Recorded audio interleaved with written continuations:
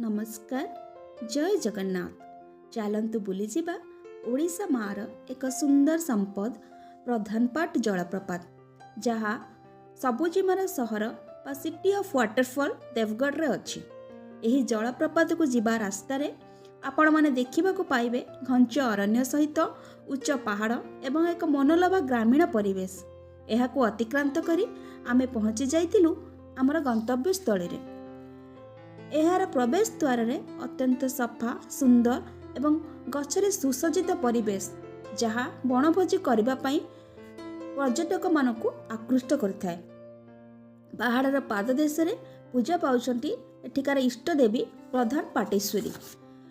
किछि पाहाच अतिक्रांत करी पहुंची जिबे आपण जलप्रपात पाखरे एवं एही जलप्रपातर प्राकृतिक सौंदर्य सह शीतल जलर स्पर्श एवं ସେହି मनोलोभा परिवेश मन को छुई जाइतिला। आम भ्रमण डायरी रे एक सुंदर स्मृतिर पृष्ठा जोड़ी हो जाइतिला प्रधानपाट जलप्रपात।